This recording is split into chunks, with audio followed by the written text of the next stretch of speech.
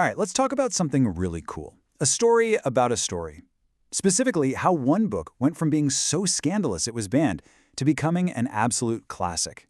It's a journey that teaches us a ton about how we read. So let's get into it.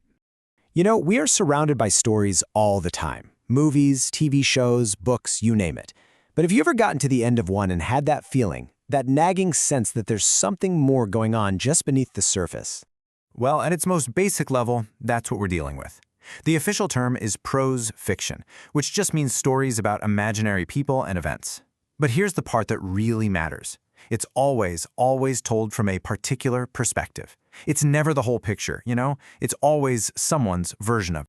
So, the big question is, how do you actually get underneath that surface? How do you find that deeper meaning?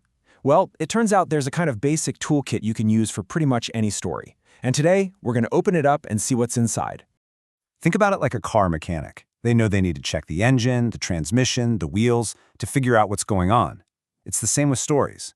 They all have these core components, and once you know what they are, you can start to see how the whole machine really works. And here they are, the big six. These are the fundamental parts of your toolkit. You ask what happens? That's the plot. Who's in it? Those are the characters. How's it being told? Narration. Where is it happening? Setting. How does it sound? Style. And when you put it all together, you start to get at the big one. What does it all mean? The theme. Okay, so to see this toolkit in action, we're going to look at an amazing case study. A novel that was so controversial, it was practically erased from history for 50 years. Let's talk about The Awakening by Kate Chopin. So Kate Chopin was a pretty remarkable woman for her time, well-educated and living in the vibrant city of New Orleans. And in 1899, she publishes this novel, The Awakening. It's about a woman named Edna Pontellier, who seems to have it all: a husband, kids, social standing, but she feels trapped. The story follows her as she starts to question everything and search for her own identity, her own soul. Now, hearing that today, you might think, okay, a woman's journey of self-discovery, what's the big deal? But you have to put yourself back in 1899. Because back then, that idea wasn't just unusual, it was explosive. And to get why, we have to look at the world this book was born into. In the late Victorian era, there was this super rigid social code, especially for upper-class white women. It was sometimes called the cult of true womanhood, and it meant you had to be passive, totally focused on your home and family, and always sacrifice your own desires for everyone else. And Edna, our main character, yeah, she does the exact opposite of all of that. So what happened? The reaction was immediate, and it was brutal. Critics just tore it apart. This one review called it sex fiction and said it wasn't a healthy book. Think about that for a second. They completely ignored her internal, spiritual journey and just reduced the whole thing down to a cheap scandal. The backlash was so bad that the book was pulled from library shelves. It pretty much destroyed Chopin's career. And then, poof, it just disappeared. For over 50 years, the novel was out of print, basically a literary ghost. It wasn't until the 1950s and 60s that a new generation of scholars started digging it up again. And this is where the story gets wild.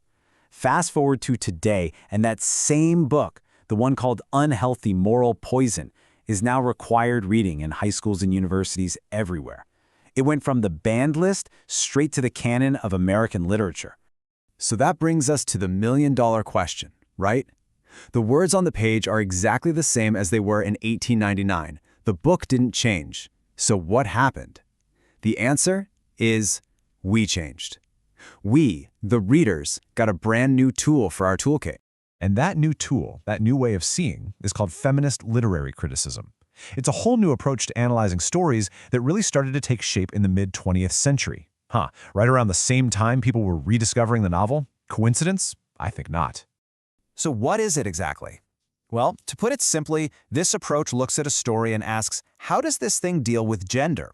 It examines how women are portrayed, whether the story props up or tears down traditional social structures, and how it's all shaped by a world that has historically been, run by men.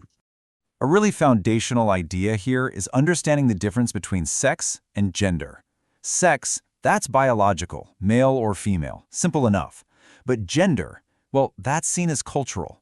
It's the whole collection of ideas and expectations that a society attaches to being masculine or feminine. It's a social construct. A critic named Elaine Showalter came up with this really helpful framework for understanding the history of women's writing. She saw 3 big phases, and look where the awakening lands, smack dab in the middle of that feminist phase. This was a time when women writers were actively protesting the status quo and writing about the search for independence. Chopin's novel, published in 1899, is like the poster child for this movement. And that is the whole key. Armed with this new lens, with these new ideas about gender and women's history, critics could finally see the book for what it truly was. It wasn't just some sordid tale.